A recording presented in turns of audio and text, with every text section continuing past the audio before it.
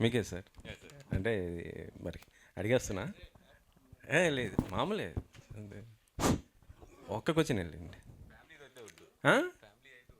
Family ఏముంది? Family ఫ్యా family family లేదేం లేదు. ఓకే. మామూలుగా ఇది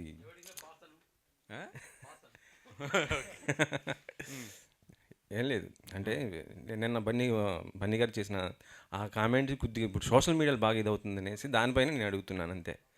మీ ఎవరైనా చెప్పారు దానికి బన్నీవాసు గారు ఇంకొక ప్రెస్ మీట్ పెడతారండి. ఇది ఓన్లీ ఆయనకి సంబంధించింది కాబట్టి ఆయన దీని మీద ఏమీ మాట్లాడపట్లేదు. అంటే దానికి గెస్ట్కి వెళ్ళారు కదా, మరి సక్సెస్ మీట్కి ఏమైనా పిలుస్తారా మరి? అదేనే చెప్పండి. ఎప్పుడు మొన్న పిలిచి ఆయన ఆల్రెడీ బొక్కే ఇచ్చేసారు. బుక్కే ఇచ్చారు. ఈవెంట్కి మళ్ళీ ఇంకోటి చేస్తా అన్నారు కదా, దానికోసం ఏమైనా?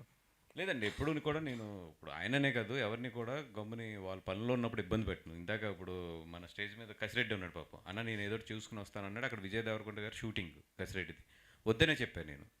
అట్లాగే నిజంగా ఆ రోజు ఏమైనా డేట్ ఖాళీ ఉంటే 100% పిలుస్తాను, ఎందుకు పిలను. అదే but at the same time ఆయన బిజీ ఉంటే మాత్రం ఇబ్బంది పెట్టాను గమ్ముని.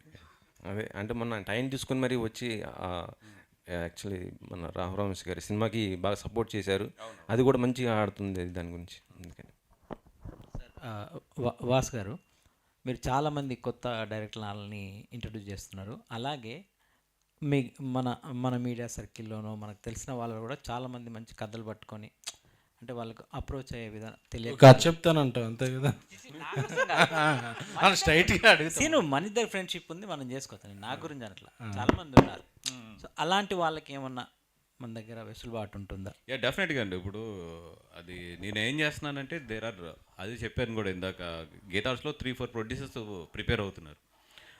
నేను మొన్న ఎస్కేఎన్ వీళ్ళందరితో కూడా డిస్కస్ చేశాను. ఫర్దర్గా ఏంటంటే ఇయర్కి 2 సినిమాల మించి నేను ప్రొడ్యూస్ చేయకూడదని చెప్పి.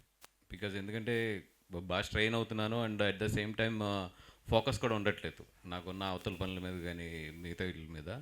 అందుకనే నెంబర్ ఆఫ్ ప్రొడ్యూసర్స్ని మేము డెవలప్ చేస్తున్నాం. డెఫినెట్గా నిజంగా అట్లాంటిది ఏదైనా ఉంటే కనుక I will attach with summon in Geetha arts.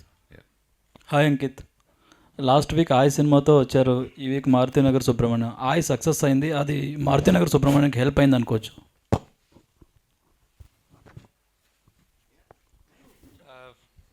అంటే ఖచ్చితంగా అండి, ఆయ్ సినిమాలో చూసి నా పర్ఫార్మెన్స్ నచ్చిన వాళ్ళు ఎవరన్నా ఖచ్చితంగా బాగా చేశాడు, ఇంకో సినిమా వచ్చినట్టుంది, ఆ పోస్టర్లో నన్ను గుర్తుపట్టిన వాళ్ళు కొంతమంది ఆ సినిమాకి వెళ్ళారని నేను ఖచ్చితంగా నమ్ముతున్నాను. అండ్ ఇంకో విషయం, నిన్న వేరే మన మారుతినగర్ సుబ్రహ్మణ్యం థియేటర్ విజిట్స్కి వెళ్తున్నప్పుడు కూడా వాళ్ళు ఫస్ట్ షేక్ హ్యాండ్ ఇచ్చి చెప్పిన మాట మొన్న ఆయి ఇది ఇప్పుడు మారుతినగర్ అని. సో ఖచ్చితంగా ఆయి చూసిన వాళ్ళు మారుతినగర్ కూడా చూసారని నమ్ముతున్నాను. So yeah, thank you so much. అంటే నెక్స్ట్ సోలో హీరోగా చేస్తారా లేక ఫ్రెండ్స్ క్యారెక్టర్స్ చేస్తారా? Thank you so much.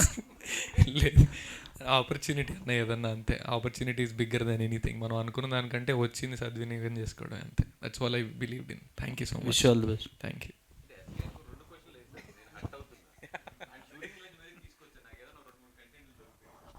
కంటెంట్లు బిట్లే అండి దొరకదు. ఏది ఆయన మొత్తం ఎంజాయ్ చేశారని చెప్పారు కదా దాని సినిమాలో.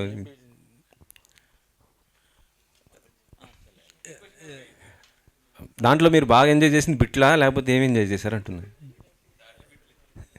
ఎమోషన్ అండి, లాస్ట్ 10 నిమిషాలు ఎమోషన్. నేను ఫస్ట్ కాపీ చూడగానే వాసుకి ఫోన్ చేసి, వాసు మంచి ఇట్టు కొట్టావు, ఎందుకంటే వాసు సక్సెస్ మై పర్సనల్లీ నా సక్సెస్. ఎందుకంటే ఇప్పుడు మేము చేసే సినిమాలు ఏవైనా సరే ఎక్కడేం అవసరం వద్దా, నేను ఎక్కడ ఉండాలా అని తను ఎదుగుతుంటాడు. అలాంటిది 1-2 ఇయర్స్ తను పాలిటిక్స్లో బిజీ ఉన్నాడు. సో ఈ సినిమా సక్సెస్ అవటం చాలా ఇంపార్టెంట్. ఎందుకంటే 2 ఏళ్ళ గ్యాప్ వచ్చింది, ట్రెండ్ ఏదో మారిపోయింది అనుకుంటుంటారు. బట్ వాసు అనేవాడు ట్రెండ్లో ఉన్నాడు.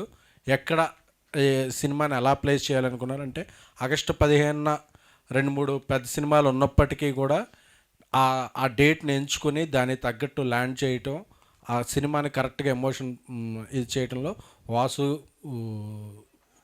తన పాత్ర చాలా ఉంది. సో అలాంటి వాసుకి సక్సెస్ వస్తే నేను చాలా హ్యాపీ ఫీల్ అయ్యా. ఎందుకంటే తనకి మళ్ళీ నేను సెకండ్ ఇన్నింగ్స్ లాగా అంటే లేదా మళ్ళీ ఎందుకంటే వాసు చిన్న సినిమాలు బాగా పిక్ చేస్తాడు. చిన్న సినిమాలు పిక్ చేసి సక్సెస్ చేసే నిర్మాతలు చాలా ఇంపార్టెంట్. సో వాసుకి ఇది మళ్ళీ కూడా నిన్న అరవింద్ గారు కూడా ఏదో పార్టీలో అన్నారు, అదే వాసు గారు ఇట్టు కొడతాం నాకు బాగా కిక్ ఇస్తుంది అంటే, వాసు కిక్ అరవింద్ గారి దగ్గర నుంచి ఫ్రెండ్స్ వరకు అందరికీ కూడా చాలా కిక్. సినిమా స్టోరీస్ పైన మీకు వాసు గారికి చాలా గ్రిప్ ఉంది. ప్రొడ్యూసర్స్కి ఇద్దరు కలిసి పనిచేశారు, సక్సెస్ అయ్యారు. మీరు ప్రొడ్యూసర్, వాసు గారు ప్రొడ్యూసర్గా, మీరు డైరెక్టర్గా ప్లాన్ ఏమైనా చేసుకుంటారా? వాసు డైరెక్టర్గా చేస్తాడు ఎప్పుడో అప్పుడు. మీరే ప్రొడ్యూసర్ సార్, ఆయన డైరెక్టర్. వాసుకి డైరెక్షన్ ఎప్పుడన్నా చేసే ఇది ఉంటుంది.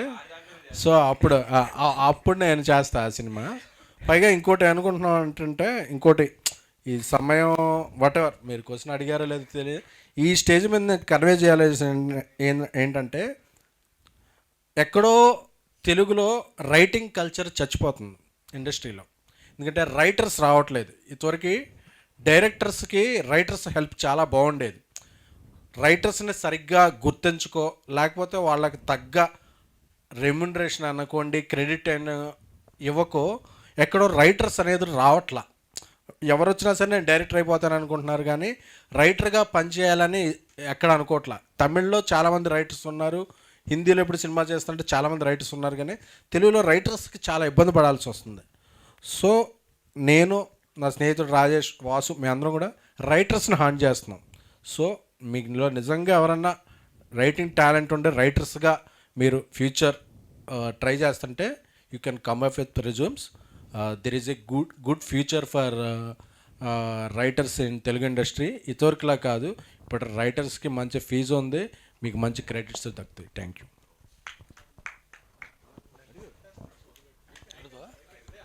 Okay okay, thank you, thank you.